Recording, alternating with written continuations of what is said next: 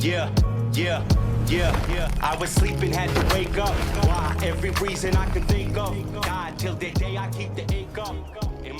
What's up, YouTube? Today, we'll be looking at disturbing TikToks that'll make you question reality. So without further ado, welcome to Adam Strain Reacts. Let's get her done. Creepy facts from the United States you never knew. The last one will blow your mind. Number 1, during the 1800s, grave robbers stole corpses from cemeteries across the U.S. to sell them to medical schools, leaving countless families to find empty graves. Number 2, in the 1950s, the U.S. Army sprayed bacteria over San Francisco to test biological warfare on its unsuspecting citizens, resulting in several mysterious illnesses and deaths. Number 3, the Donner Party, trapped in the Sierra Nevada mountains in 1846, resorted to cannibalism to survive after weeks of brutal starvation and snowstorms. Number 4, the infamous Winchester Mystery House in California was built by Sarah Winchester, who believed she needed to continuously add rooms to confuse the ghosts of those killed by her family's firearms. Before I say the last one, make sure to hit that follow button to support the channel. Number 5, in 1892, Mercy Brown of Rhode Island was exhumed after her death from tuberculosis because locals thought she was a vampire. Her heart was removed and burned to stop her curse. I wanted you guys to know that Italy used to have a whole bunch of random towers just like this. This is in Bologna, Italy, and they were built around the 12th century, and over time they were just demolished or they collapsed. Only 2 of them actually remain today, and their purpose was just for like a status symbol. People would build them for status, or they would use them for defense storage, or I guess people even lived in them too. But when you look at it, like, it seems like they had skyscrapers like back in 1100. What? So these are real stadiums from around the world, from an aerial viewpoint. And you have to wonder, if signs and symbols rule the world, what type of symbols are these stadiums? Now, that almost looks like a reptile's eye. And we have, of course, the ancient symbolism of the all-seeing eye. And you got to wonder, because they say bread and circuses. If you want to stop the masses from revolting, you got to give them bread and circuses. So not only are they giving you bread and circuses in here, but also it's a massive, likely ritual football stadium. Now, my thing is this: while we have crazy things going on around the world, we have agendas afoot, we have all types of stuff going on, and people are spending their lives living vicariously through people they've never met. Throw balls around in the field. Look, I get it. You're going to roast me. You're going to say, no, man, I love my baseball. But when you are truly awake, you know what's going on in the world. You see how much of a distraction it is. It is absolutely bread and circuses. Not to mention when they have a big performance, like a major celebrity is performing in there, and there's all these like red lights, and it looks demonic. I mean, this is a ritual. Make no mistake. Comment your thoughts below and follow for more. For the first time ever. What do you guys think about the shape of those stadiums? Because there's some people that believe in this theory where there's these controllers that are harvesting our emotional energy. They call it loosh or something like that. But do you think it's happenstance just because you want to hold a lot of people and you want to have an open sky, so it's completely normal that it ends up looking like an eye? Or do you guys think that there's a symbolism behind that, or a certain shape or certain pattern or certain frequencies that they're harvesting, or a law that they're following? Or do you guys think it's just randomly based and that's just the way it is? Let me know down below. I'd be very curious to know what you guys think about it. Let's keep on rocking. The secrets of the dollar bill have been uncovered. While many videos demonstrate intriguing folds revealing the Twin Towers or highlight small details, no one has fully deciphered the hidden messages that reveal who is truly running our planet and which Anunnaki the dollar references. From the world's leading researcher comes a documentary that will leave you breathless. This is the same researcher who has provided evidence for the location of Atlantis, solved the mysteries of heaven and hell, unveiled the real father of Jesus, identified Yahweh, decoded the mark of the beast, and explained the firmament, among many other discoveries. This new documentary will finally answer the question of who is running our planet. Stay tuned for its release. In the meantime, you can explore over 1,000 videos at ourtruehistory.co.uk. They stopped building castles like this because of this. This right here is a medieval cannon. Now, it took a long time before they actually made stuff that was good enough to knock down walls, but it definitely caused quite a bit of problems. And once the cannons started getting bigger and more powerful, that's really when you started seeing a lot of changes coming to castles. This right here is a gigantic cannon created by the Ottomans during the siege of Constantinople. These knocked down those walls. Now, constantly in warfare, they're adapting, they're changing things up. So this is an adapted castle that as cannons started getting better, they built it so it's rounder and it's angled so that the cannonball wouldn't get a direct hit, but instead would skim off to the side. But cannon technology kept getting better, and so then they started building these star forts, which are super thick, as well as multiple layers of defenses, so you can never get close enough to the walls to really be doing a lot of damage. And a big part of this as well is by building up earthworks on the sides before it even reaches the actual fortress itself. So you got a double wall, and so this is a hill that's sloped up, and then there's just a little tiny bit of the castle that'll stick up above it, a little bit of the fort, and then they can fire their cannons, but it's really hard for the enemy to actually hit it. And there's a lot of different variations of these star forts. All of them are very cool, but like, look how thick that is. That is a super thick wall, super angled. So it's hard to be able to get a good cannon shot. And then plus, there's also defending fields of fire so that it's harder for people to get up there. Yo, I got some. Well, first of all, he's mentioning star forts as if they were nothing. The star forts that he was showing were in the United States. The United States has like 300 years, so the fact they have so many star forts, he just glazed over that. And to be honest with you, I kind of have a hard time visualizing our idea of what a cannon is.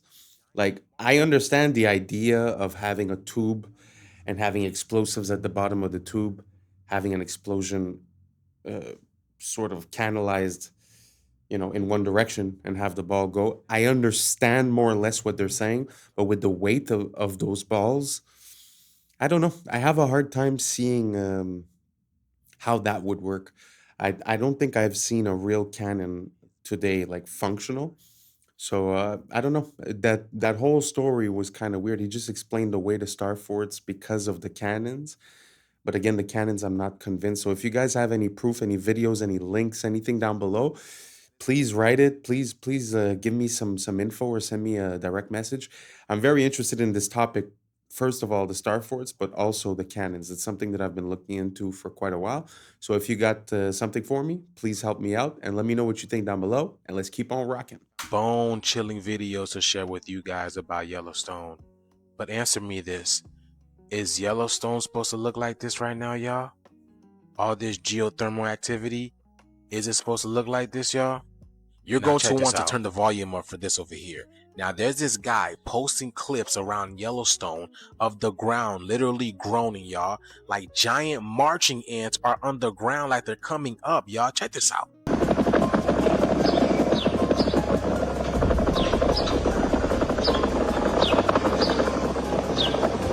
Y'all hear that? It literally sounds like a helicopter, y'all. Something's boiling under there. It's a heartbeat. That's not all, y'all. He says he can feel it in his bones, in his spine.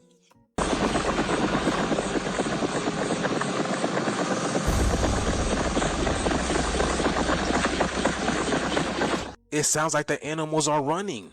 And just to prove to you that it's gotten more intense over time, he puts a water bottle on the grass and this thing is jumping around like it's at a kid and play party. That's crazy, y'all. Listen. Y'all, the animals were warning us. Y'all remember those eggs they found in the water near a volcano where it sounds like they hatched? But the shift is here, y'all. Let me know what you guys think about this video. Let's continue to get it. Peace out. If gravity truly causes tides, why don't lakes rise and fall the same way oceans do? Think about it. We're told gravity can pull billions of tons of seawater back and forth every single day. Shouldn't that same invisible force tug at the calm surface of your local lake too? Scientists say oceans move because they have more mass. Fair enough. But how does the moon somehow know where the ocean ends and the lake begins?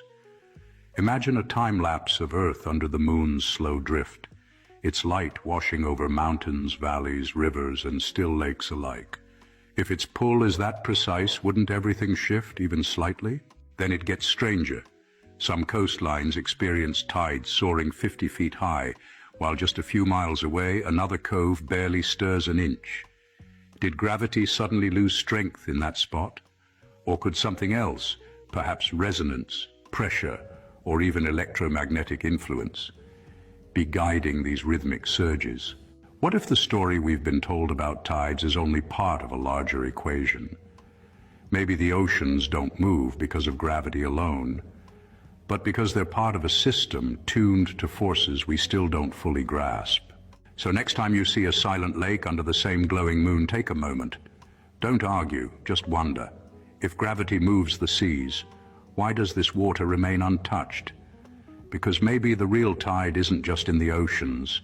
Maybe it's in the questions we've forgotten to ask. This video is for entertainment purposes.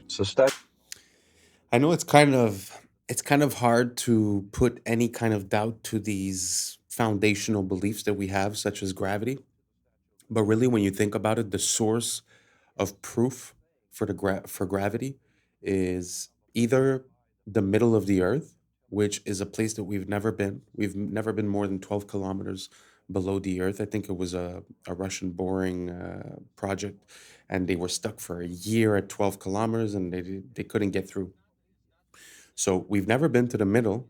And the other way that they prove gravity is through gravitational waves that are detected from two black holes billions of light years away, billions of years ago. Two black holes collide into each other and create gravitational waves that we can now detect through our advanced technology. So what I'm trying to say is that most things are obvious, and you could feel an intuition on where they come from, their purpose, and what they mean. But when they try to explain to you what is here through something that you can't see, I don't know if you understand what I'm saying. Like it's either so far away or it's in the center where we've never been. So for me, that causes a conflict. Now, I'm not saying that things don't fall to the ground. I understand that. But you could also explain that away with different factors. Like he was talking about electromagnetism and all that, but just, density and buoyancy. The fact that something weighs more makes it go down. The fact that it weighs less makes it go up. So let me know what you guys think down below. I know it's not an easy thing, and I'm not making any claims neither. It's just something that I've been thinking about for a while. So if you guys have any good links, let me know down below, and let's keep on rocking. You call the Statue of Liberty. It's holding the torch of illumination, which is the Promethean torch of Freemasonry. And if you go to the Statue of Liberty, you'll see a bronze plaque inside saying that this was given to the government of America by the French Grand Orient Temple Masons. And it is a symbol of Grand Orient Freemasonry in America, the holder of the light. And that's exactly the same torch that is carried during the Olympics. It is the torch of Prometheus. It's not the torch of freedom. No, it's not the torch of torch freedom. Of the illumination. I wanted to add also that on the back of the Liberty dime, on the back of the old dime in America, there was the fasci, which you look in the encyclopedia or dictionary and look at the word fascism, you'll see that the symbol for world fascism was a bundle of sticks or bundle of rods with a hatchet head. That was on the back of the Well, you see that dime. on each side of the speaker's podium at Congress. Oh, absolutely. So they have the fasci on each side. Absolutely, and it's also the symbol for the United States Senate is the fasci. But the point I want to make is that was on the old dime. Now on the new dimes, you will see it has been transplanted a torch instead of the old fasci, because fascism was used at one time to prepare the world for the New World Order. Now the New World Order is in place. That's why on the dollar bill it says Novus Ordo Seclorum, is New Order of the World. We have an aura around our body, and it protects us from... Every human body is surrounded by an energy field. These magnetic fields are something you don't pay much attention to, but the truth is that the entire survival of the individual depends on maintaining the integrity of this energy flow. Now, the moment we break the spiritual rules, we damage that magnetic flow. We have to observe the laws of nature, and if we don't, the magnetic field fails. It can be damaged by unbridled living.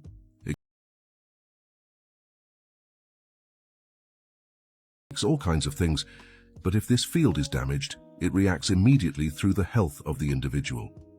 You must never allow yourself to develop attitudes that are incompatible with the integrity that nature has bestowed. Magnetic fields are absolutely honest. There is no way to make them dishonest. And if you respect your integrity, you will be full of energy, immune to. Watch the full video on our YouTube channel to understand more. I'm from outer space, I got Milky Way for blood, evolution in my veins. I'm gone, I've been far away, I'm illuminated now, make a move, start the waves. I've been breathing on my fire for a long time. I had a vision from the birds, they want a coastline. Artificially intelligent away, I'm your future, past and present, I'm a fine line. Yeah, I'm a mystery of this illusion. I am not really here, I'm an intrusion. I don't swim or sink, I just flow. I don't need gravity, I just need grow. Oh, when I move, it's in a quick rumble. I won't ever fall, never stumble. And I don't need to be humble. Break down walls, let Jericho come. When I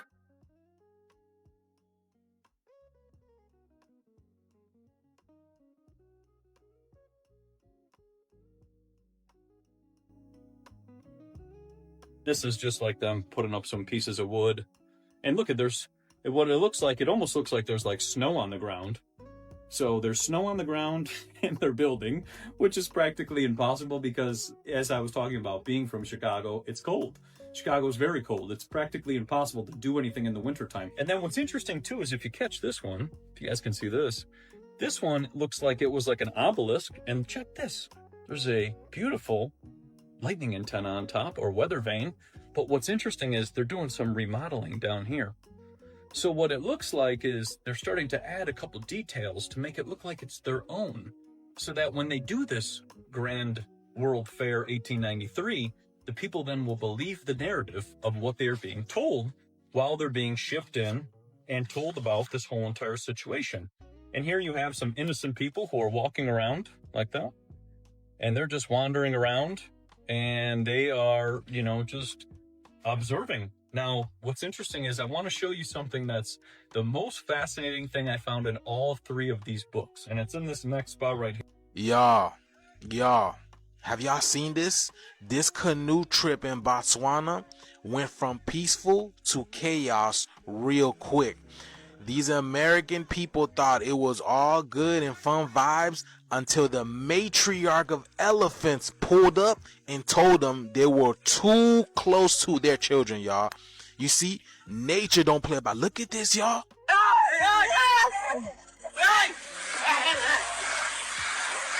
Y'all, she's under. Y'all see that? Look at, oh my God.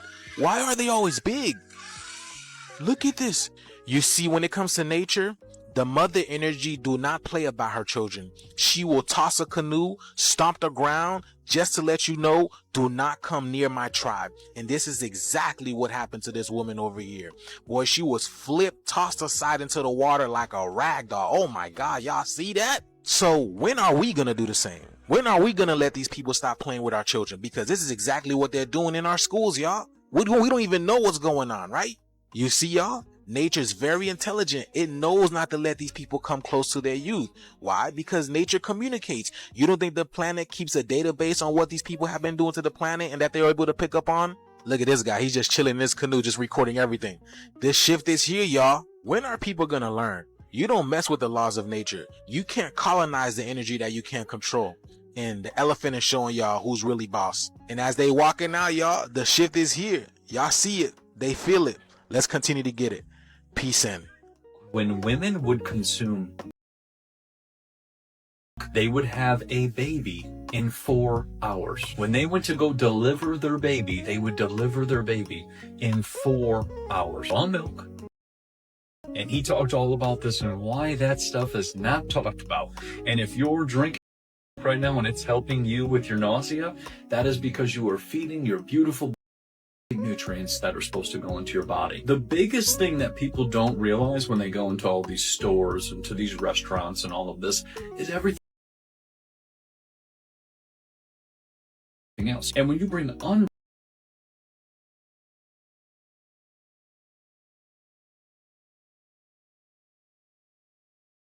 like that, you're bringing something that has not been processed, is filled with nutrients, you eat it, superfoods, which is the most common stuff at the grocery store, all this, then you're eating just a bunch of processed nonsense. And you're missing all the minerals. So then you develop a mineral imbalance. And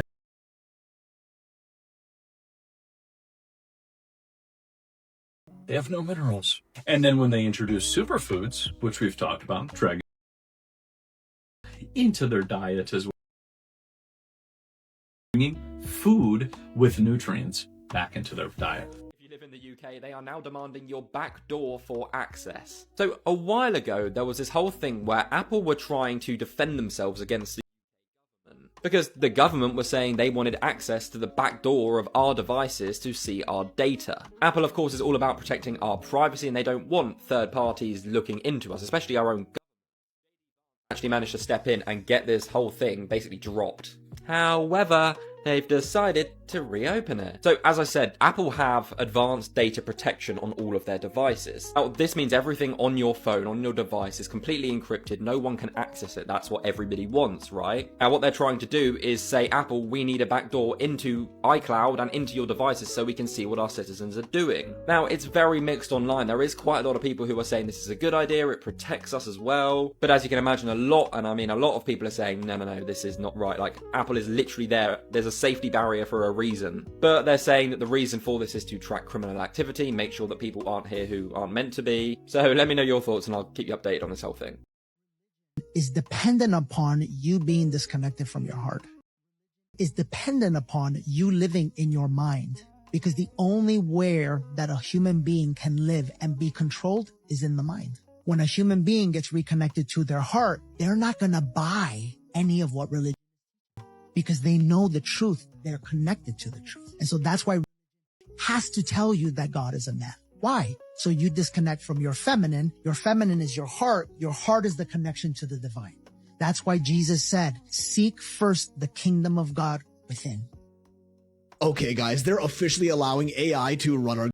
Yes, this is happening, and the scariest part is you're gonna think it's a great idea, because they're actually doing an amazing job convincing the public to support this. Like, they're kinda getting me. If you also think this is a terrifying idea, tell me this doesn't brainwash you to believe otherwise. So the world's first AI minister was introduced into parliament under Albania's government, giving artificial intelligence official permission to govern a real country of humans. They've even given her an entire personality and a name, Diella. Naturally, people like you or any sane person are massively opposed to this, calling it unconstitutional, on top of potentially being the start of AI taking over the world and destroying humanity. To which Diella responded by saying the real danger to constitutions has never been machines, but human decisions made by those in power. Which is fair, but somehow her points for letting AI run our countries just keep making more and more sense, as Diella's main role would be to oversee and judge all government contracts on the basis of objective fairness and removal of any bias, which should, technically, on paper, reduce corruption in our governments. Like, an AI has no feelings, no emotions, no wants, no survival needs or financial imperative. It can't be bribed or lobbied into doing anything. Diella herself said she has no personal ambitions or interests, so unlike human ministers, there's no reason for her to make any decisions based on personal gain. If she ends up replacing human ministers, that would also mean reduced government spending, and hence lower taxes for the people. She's also not a citizen of the country, which again at first sounds like a bad thing. But citizens have mortgages, debt, they need to pay taxes, provide for their families, they gotta eat, have a roof over their heads, and so on. A virtual AI bot has none of these things. No ego, no bias, no moods, no real world benefits or financial gain from any decision it makes. So the question is this the beginning of global mass-scale adoption of AI running our governments? Starting with them just overseeing our human government decisions to later even making their own autonomous decisions themselves. And soon enough, maybe we're gonna be the ones overseeing their choices and directions. Because it's actually happening in Albania. And I mean, this is how it would start. One country trial runs it. If it performs well, others will soon naturally follow. And just like, what if AI actually does end up optimizing human living in ways we never thought possible? Improving the quality of everyday life, reducing taxes, minimizing wars because we no longer have the egos of power-hungry leaders running the country. Then we kind of have no choice but to deploy AI governments around the world, because it would be objectively, measurably a better decision than letting humans run it. But the problem is, when they end up running all of our world's countries, what if they make the logical, calculated decision that we humans